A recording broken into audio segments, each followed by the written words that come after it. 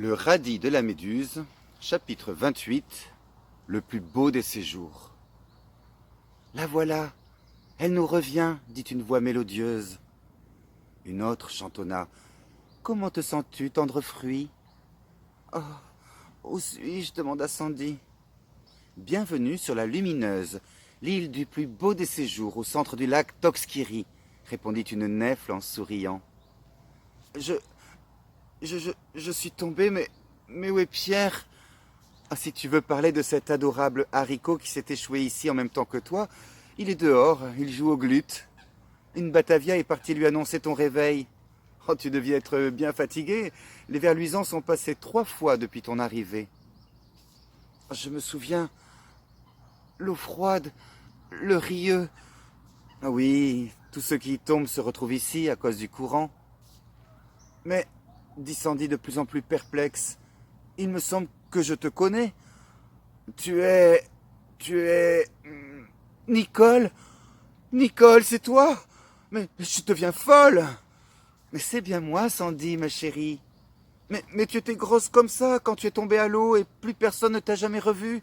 Est-il donc impossible de quitter cette île? Pas du tout. Mais c'est une île idéale, tu sais. Tout est idéal. Alors, personne ne repart. Sur ces entrefaites arriva Pierre. Oh, j'ai un prisme du tonnerre, lança-t-il à la cantonade. J'ai fait un strobe à 30 fans avec un ponant de 12. Eh bien, belle grue, mon lézarde. Pierre! Oh, je suis si contente de te revoir. Je me sens en pleine forme. Viens, je vais te faire visiter l'île. L'île lumineuse ne figurait sur aucun plan du potager. Le rieux qui bordait celui-ci formait un coude qui en masquait l'existence.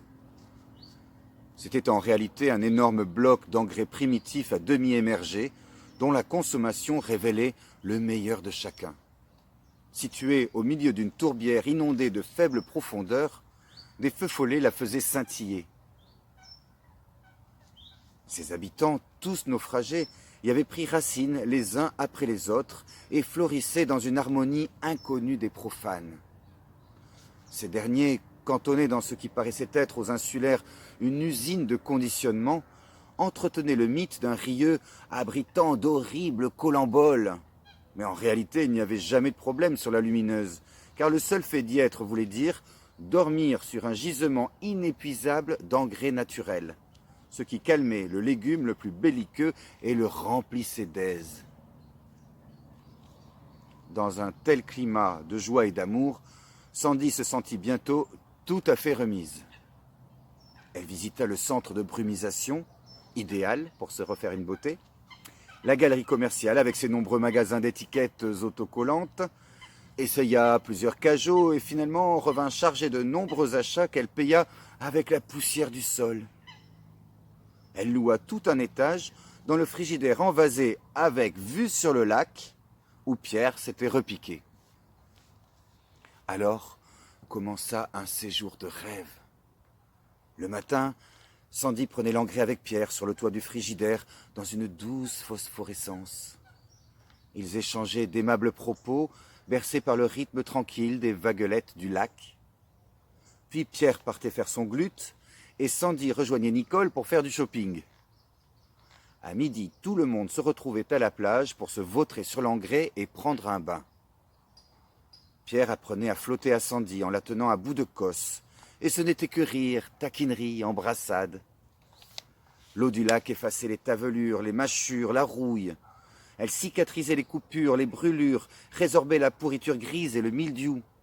Elle dépliait les feuilles gaufrées, aplatissait les cloques, résorbait les œdèmes. Pierre, qui souffrait d'anthracnose à son arrivée, n'avait plus aucun symptôme. Et c'était un étal des plus beaux légumes du monde, tous sains, gros, resplendissants, comme s'ils étaient sortis d'une culture biodynamique où ils auraient fait l'objet des soins attentifs d'une équipe d'anthroposophistes à la pointe du progrès. Et en vérité, les endives qui s'étaient tant émerveillées quand Sandy s'était avancée pour sa greffe, l'auraient prise pour une figue à côté du citron qu'elle était devenue. Tout l'après-midi se passait en jeu, baignade, farniente, tests psychologiques. Le soir, Sandy et Pierre allaient déguster un morceau d'engrais cuivré, grillé au soufre ou confit au silicate de soude, accompagné de bouillie bordelaise, le tout arrosé d'un bon jus d'ortie. Puis ils se précipitaient dans un des nombreux emballages échoués sur la rive pour une légupartie sur fond de gousse musique. Enfin, lorsque la lassitude les prenait, ils retournaient chez l'un ou chez l'autre et finissaient la nuit dans des ébats torrides. Ce bonheur complet, ce bonheur sans faille, ne laissait pas de préoccuper Sandy, bien qu'elle n'en laissât rien paraître. Elle comptait toujours se rendre à l'île aux fagots, mais c'était comme une voix mécanique en elle, le reliquat d'un citron qu'elle n'était plus, un sentiment égaré, sans assiette. Pourquoi quitterais-je un tel potager de rêve pour un navet qui m'a rejeté, se demandait-elle quelquefois en dorant sur la plage.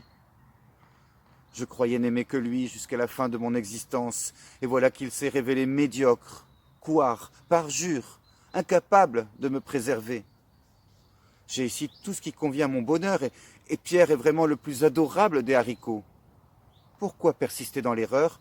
Ce serait folie de renoncer à cette vie pour un idéal périmé. Mais à d'autres moments, un scrupule insidieux la tracassait. Elle songeait à Tony malgré elle. Non pas au Tony pitoyable qu'elle avait quitté, mais à celui qu'elle avait vu pour la première fois, plein de noblesse et tellement mignon. Elle le revoyait luttant contre la pastèque, tâchant de se greffer envers et contre tout en provoquant l'admiration générale. Il n'y avait pas de place en elle, à cette époque, pour le moindre doute. Si la vie en avait été autrement, pensait-elle, que serions-nous devenus? Se peut-il que les vicissitudes soient plus fortes que la passion? Son esprit folâtrait. Elle se voyait sur l'île, mais avec Tony. Ou bien elle imaginait Pierre traversant les mêmes épreuves que Tony. Ne l'aurait-il pas laissé tomber lui aussi? Elle se demandait si Pierre et Tony s'étaient trouvés tous les deux sur l'île, lequel elle aurait choisi. Puis elle imaginait que Pierre l'enlaçait tandis que Tony la caressait de ses fans. Ensuite elle en avait marre. Elle secouait l'engrais qui collait à sa peau et roulait rejoindre Pierre qui batifolait dans l'eau.